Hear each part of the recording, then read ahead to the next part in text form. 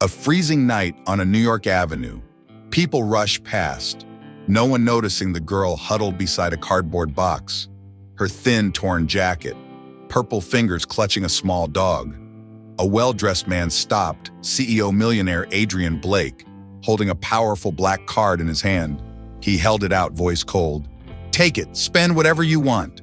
The girl looked up, eyes unusually bright against her dirty face. The next moment, her action left Adrian frozen. She placed the card back in his hand, whispering, "I don't need this." Adrian Blake, 42 years old, CEO Millionaire in finance, known for being cold, wealthy, but utterly alone. 3 defining traits: expensive suits, tired eyes, diamond ring gleaming on his finger. One night, returning from a lavish party, he spotted her, the homeless girl, Sophia, 19 years old, messy hair but eyes that shone with something different, something unusual. Adrian pulled out the black card, the symbol of power, the key to anything money could buy. He thought he'd test her, see what she was really made of, but Sophia handed it back, a small smile on her lips. "What I need can't be bought." He was stunned. For the first time in years, someone had refused him. He made a decision right there: bring her to his penthouse. His security guard shot him a suspicious look, but Adrian didn't care. Sophia stepped inside. Her mouth fell open. The luxury, the space, the view of the city lights stretching endlessly. Symbolic object number 1, the black card, now sitting on the glass table, gleaming but somehow powerless. The real person mark of Act 1, a half-finished carton of cheap milk. Walmart $1.29, still clutched in Sophia's hand. She'd been carrying it for days. Adrian watched her that first evening, the way she moved carefully through his home, like she didn't want to break anything. She set down her small backpack. The little dog jumped out, tail wagging nervously. "You can stay here tonight," Adrian said. His voice was cold, businesslike. "There's a guest room down the hall." Sophia nodded. "Thank you." Her voice was soft but steady. Adrian turned to leave, then stopped. "Why did you refuse the card?" She looked at him, really looked at him. "Because taking someone else's money to change my life, that wouldn't make it my life." Something shifted in his chest, a feeling he hadn't felt in decades. That night, Adrian couldn't sleep. He stood by the window, staring at the city below. So many lights, so many people, yet he'd never felt more alone until tonight. The next morning, he found Sophia in the kitchen, making coffee. She'd found the cheapest instant brand in his cupboard, the one his housekeeper bought by mistake. "Morning," she said, pouring him a cup. He sat down. For the first time in his penthouse, someone else had made him coffee. "Tell me about yourself," Adrian said. Sophia hesitated, then began. "My mom died when I was young. Dad, he got into drugs. I ran away at 15. Been on the streets since."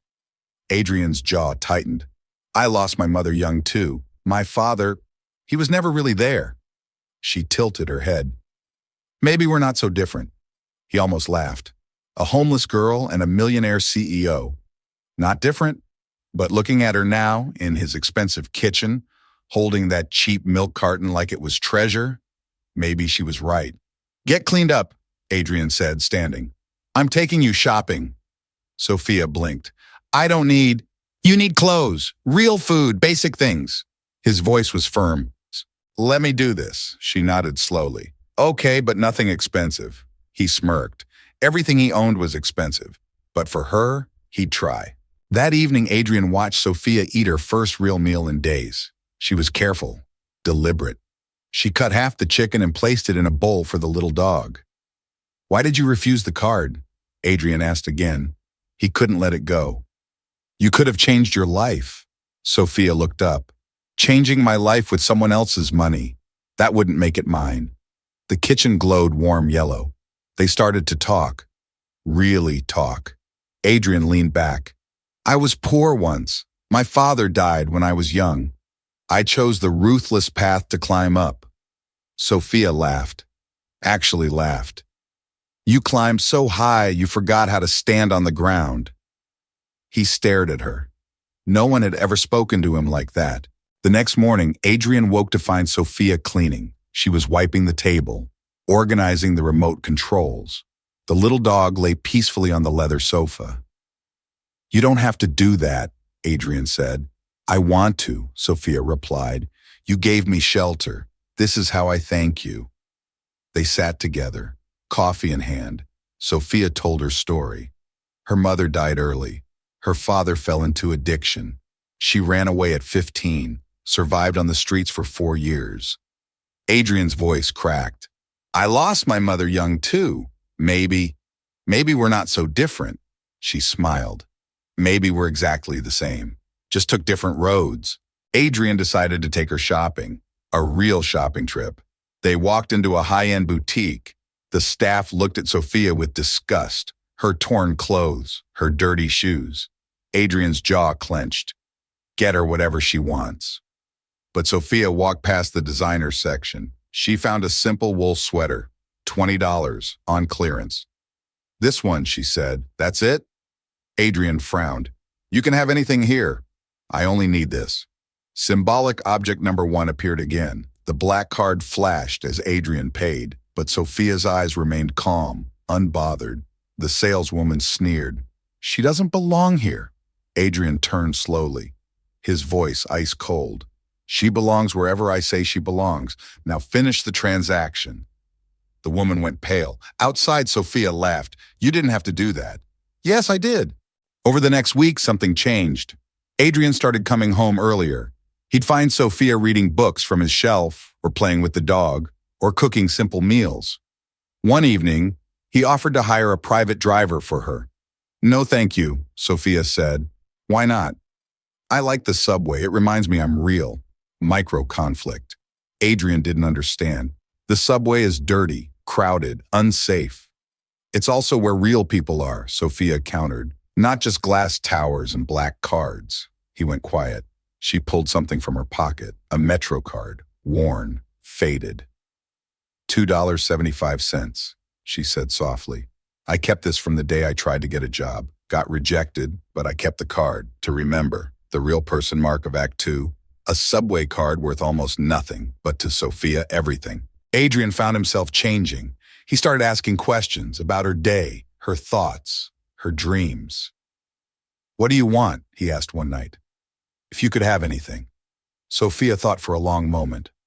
"A home. Not a house. A home. Where I feel safe." "You're safe here." "Am I?" She looked at him. "Or am I just a guest?" The question hung in the air. Adrian didn't answer because he didn't know. They started a routine, morning coffee together. Sophia made it. Adrian pretended it was good even though it was instant. Evening walks with the dog. Adrian in his expensive coat, Sophia in her $20 sweater. People stared. A millionaire CEO and a homeless girl. What a sight. But Adrian stopped caring. One night, Sophia cooked dinner, spaghetti, simple, from a box. Adrian took a bite. "This is actually good," she grinned. "You've been eating fancy food so long, you forgot what real food tastes like." He laughed, actually laughed. When was the last time he did that? But the world outside was watching. Adrian's assistant called. "Sir, there are rumors about the girl. The board is asking questions." "Let them ask." "Sir, this could affect the company." Adrian hung up. Sophia overheard. She found him on the balcony. "I'm causing problems for you," she said quietly. "No, you're not." "I should leave." Adrian turned sharply. "No, for the first time in years, I feel alive. Don't take that away." She stepped closer. "Why do you care so much?" "Because," he struggled for words. "Because you see me, not my money, not my title, just me." Tears welled in her eyes. "And I see you too," Adrian continued. "Not a homeless girl, not a charity case, just Sophia." The moment stretched. The city lights sparkled below. Two broken people, finding each other. The next day, Adrian made a decision. He took Sophia to his office, his empire, his kingdom of glass and steel. "I want you to see where I spend my days," he said. Employees whispered, stared, judged. Sophia walked through the office, head high, the $20 sweater somehow looking dignified. Adrian's secretary approached. "Mr. Blake, the board wants to meet about her. Tell them I'm busy." "Sir, they insist." Adrian looked at Sophia, then back at his secretary. "Then they can wait." For the first time in his career, Adrian Blake put a person before profit, and it felt right. CEO Adrian Blake brings homeless girl to penthouse. Headlines everywhere. Social media exploded. Photos of them walking together. Sophia in her simple sweater. Adrian in his $1,000 suit. The board called an emergency meeting. Adrian sat at the head of the table. 12 faces staring at him, cold, judging. "This is unacceptable," the chairman said. "You're making us look like a joke." "I'm helping someone," Adrian replied calmly. "You're destroying shareholder value." Another board member slammed the table. "Stock prices dropped 3% this week." Adrian's jaw tightened. "Because I gave shelter to a girl in need?" "Because you're acting irrational," the chairman continued. "Cut ties with her, now, or we'll vote you out." The room went silent. Adrian stood slowly. "I'll think about it." But his hands were shaking. At home, Sophia was watching the news. Her face on every channel. Gold digger. Opportunist. Homeless scammer. Tears streamed down her face. Adrian walked in, saw her crying. "Turn it off," he said, grabbing the remote. "They're right," Sophia whispered. "I'm ruining your life." "No, you're not." "The board wants me gone. Your company is suffering." "Adrian, I heard everything. I was outside the office." He froze. "You were listening?" "If you need me to leave, I will." Her voice broke. "I don't want to be the reason you lose everything." Adrian crossed the room, knelt in front of her. "Listen to me. For the first time in 20 years, I feel like I'm living, really living. Don't you dare take that away." "But your company is just money." His voice cracked. "Money I don't even need. Money that never made me happy." Sophia touched his face. "You're sure?" "I've never been more sure of anything." The board gave him an ultimatum, a formal letter, delivered by courier. "Choose the CEO position or the girl. You have 48 hours. Adrian read it 3 times. Then he tore it in half. Sophia watched him. "What are you going to do?" "I'm going to that charity gala tomorrow night," Adrian said. "And you're coming with me." "Adrian, that's insane. Those people hate me." "I don't care what they think." "But, Sophia," he took her hands, "I spent my whole life caring what people think.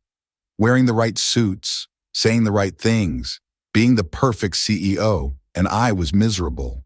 He pulled her close. "You showed me something different, something real. I'm not giving that up, not for them, not for anyone." The gala was spectacular. Crystal chandeliers, designer gowns, the elite of New York society. Adrian arrived in his tailored tuxedo.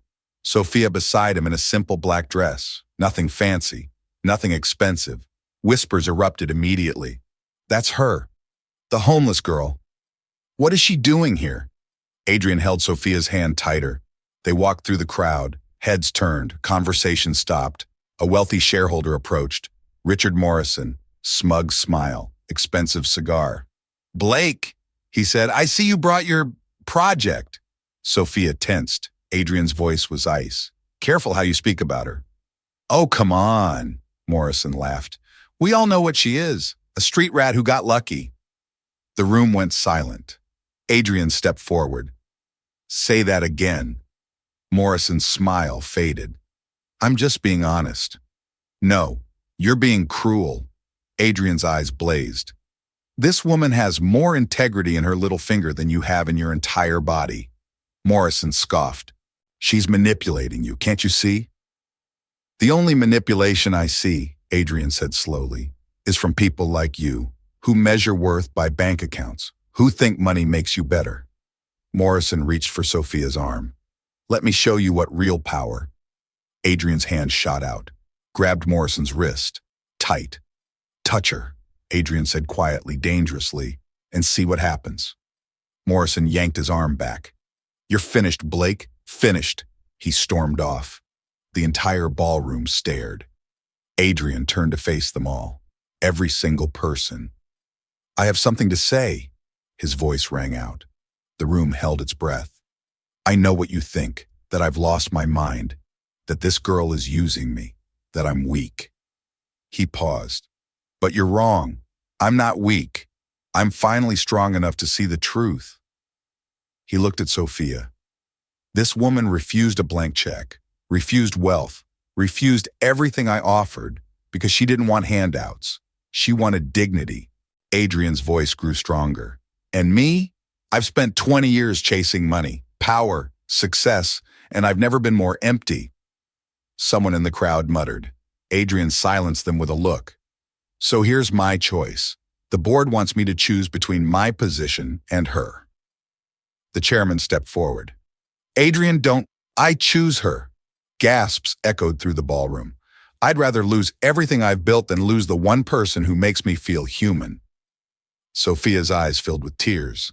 Adrian turned to the chairman. You can have my resignation tomorrow. The chairman's face went red. You're making a mistake. No, Adrian said softly. I'm fixing one. They left the gala together. Outside, in the cold night air, Sophia stopped.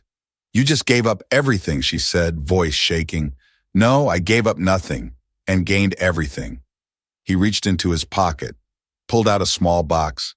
Inside was a watch, old, scratched, the leather band worn.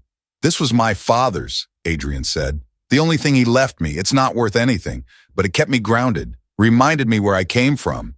He placed it in her hands. Symbolic object number 2, the old watch. Worth nothing, worth everything. I want you to have it, Adrian said, because you remind me of who I really am. Sophia clutched it, tears flowing freely. I don't deserve this. You deserve everything, the climax. Adrian chose humanity over money. Sophia chose to stay despite the world's judgment. Two broken people, choosing each other in a world that told them they were wrong. After resigning, Adrian did something he'd never done before. He slept in, no alarm, no meetings, no pressure. He woke to the smell of coffee, real coffee, not instant. Sophia had learned to use his espresso machine. Morning, she said, handing him a cup. He smiled, a genuine smile. Morning. They sat in silence, comfortable silence, the kind only real connection brings. Adrian opened a small fund, nothing massive, nothing corporate, a fund to help homeless people. Sophia helped him. She knew the streets, knew the struggles, knew what people actually needed. Not handouts, opportunity. They started small, a soup kitchen downtown. Adrian found himself there every week, ladling soup, cutting bread, his hands smelling of onions and garlic. Sophia laughed, watching him. You're learning to stand on the ground again. He looked at his hands, stained, rough, real. Yeah, he said. I think I am. It felt better than signing any $1 million deal ever had. The little dog became their companion. Sophia named him Lucky. Lucky would curl up between them on the couch. Adrian, who never liked pets, found himself scratching behind Lucky's ears. Never thought I'd have a dog, Adrian admitted. Never thought I'd have a home, Sophia replied. The word hung in the air, home. Was this home now? One afternoon, they decided to do something different. Plant flowers. The penthouse balcony had always been empty, wasted space, too busy to care. But now they filled it with pots, soil, seeds, sunflowers. Sophia chose sunflowers. They follow the sun, she explained, always looking for light, even in darkness. Adrian helped her plant them. His expensive suit replaced by jeans and a t-shirt. They worked side by side, hands in the dirt. First time I feel like I have a home, Sophia whispered. Adrian stopped, looked at her. This is your home, he said firmly, for as long as you want it. She smiled through tears. Forever, forever. But the world hadn't forgotten. The press was relentless. Cameras outside the building, reporters shouting questions. Sophia, are you a gold digger?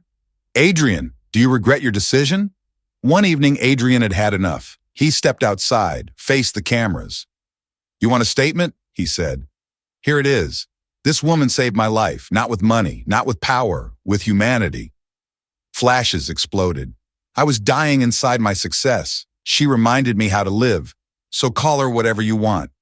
I call her family. He turned and walked back inside. Sophia was waiting. You didn't have to do that. Yes, I did. Let them talk. We'll just keep living. He took her hand, squeezed it.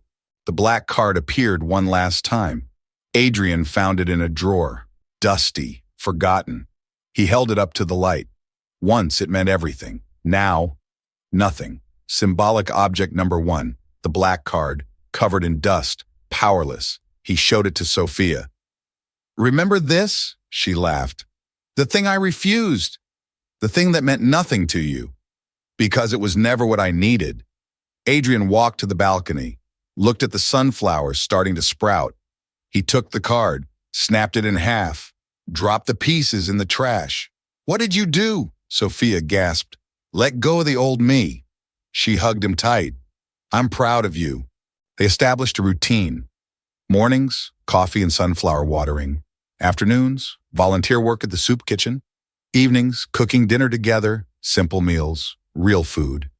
Adrian learned to make pasta from scratch. Sophia taught him. Their laughter filled the kitchen. The penthouse felt alive. One night, as they washed dishes, Adrian spoke. I never knew life could be this simple. Simple doesn't mean empty, Sophia said. It means clear.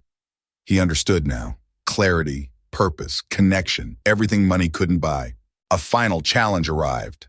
A tabloid published a hit piece. Former CEO living with homeless girl. A cautionary tale. It painted Sophia as a manipulator, Adrian as a fool. Sophia read it. Her hands trembled. Maybe they're right. Maybe I ruined you. Adrian took the paper, tore it up. They don't know us. They don't know this. He gestured around. The kitchen, the sunflowers on the balcony, Lucky sleeping on the couch. This is real. That? He pointed at the torn paper. That's just noise. Sophia nodded, but he could see the doubt in her eyes. Adrian knelt down, held her face gently. Listen to me. You didn't ruin me. You saved me from a life that looked successful but felt empty. You're sure? I've never been more sure. Weeks passed. The sunflowers grew tall, bright yellow against the New York skyline. Adrian and Sophia stood on the balcony, morning light washing over them. Look at them, Sophia said, touching a petal. They made it. We made it, Adrian corrected.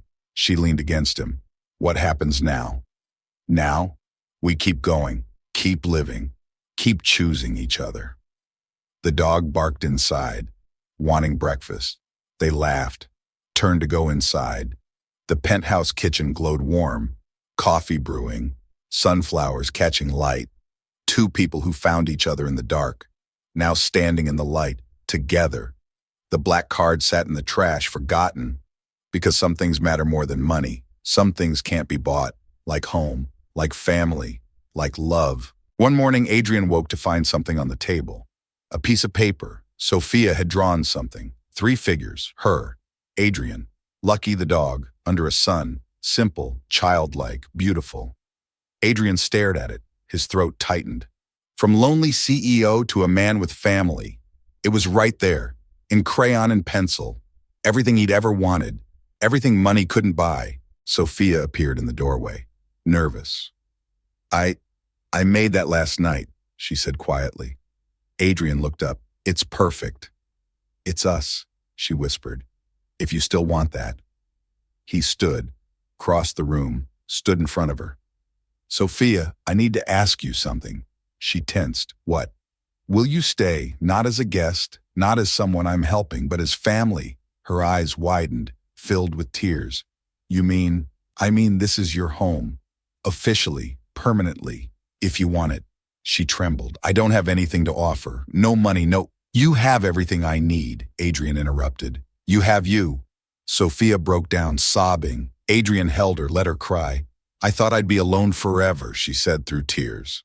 So did I, he whispered. But we found each other. She pulled back, looked at him. If you still need me, I want to stay. Adrian smiled.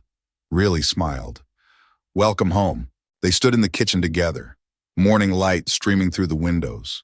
Black coffee steaming in mugs. The simple kind, the real kind. Sunflowers on the balcony, bright yellow, reaching toward the sun. Lucky barked at a bird outside, tail wagging. I never imagined this, Adrian said, sipping his coffee. What? This life, simple, real, happy. Sophia leaned against the counter. Better than board meetings? He laughed. So much better. She walked to the balcony, touched a sunflower petal. They're beautiful, she said. They remind me of you, Adrian replied. Always reaching for light, even after darkness. She turned. You gave me that light. No, you had it all along. I just finally saw it. The drawing stayed on the refrigerator. 3 figures under the sun. A family, not by blood, but by choice. Every morning Adrian looked at it, reminded himself, this is real. This is home. One evening they sat on the balcony. The city lights sparkled below. But they weren't cold anymore. They felt warm, alive, connected. Do you ever regret it? Sophia asked. Giving up everything? Adrian thought for a moment. I gave up nothing. I gained everything. But your company, your position, we're just titles, he said. Empty words. What I have now. He gestured around. This is real, Sophia nodded. I was so scared that I'd ruin your life. You saved it, she smiled, leaned her head on his shoulder. Lucky curled up at their feet. The sunflowers swayed in the breeze. You know what I realized? Adrian said. What? Family isn't blood. It's not about where you come from. He paused. It's about who you choose and who chooses you back every single day. Sophia squeezed his hand. I choose you every day. I choose you too. The final scene. Morning in the kitchen, coffee brewing, the smell filling the air, sunflowers golden in the early light. Sophia flipping pancakes, Adrian setting the table, Lucky waiting patiently for scraps. Simple, normal, perfect. Adrian paused, looked around. This kitchen, this life, this moment, worth more than any fortune. Sophia caught him staring. What? Just thank you. For what? For refusing the card that night, for showing me what really matters. She smiled, placed a plate in front of him. Thank you for seeing me, not just the homeless girl, but me. They ate together in comfortable silence, the kind only family shares. Outside, the city rushed on, people chasing money, power, success. But here, in this kitchen, 2 people had found something else. Connection, purpose, home. The black card was gone, thrown away, forgotten, because they learned the truth. Some things can't be bought, some things are chosen every single day. Family isn't about blood, it's about who you choose and choose again every single day. If you see yourself somewhere in this story, subscribe to HA Stories and leave a comment about what healing means to you. If you found yourself in this story, subscribe HA Stories.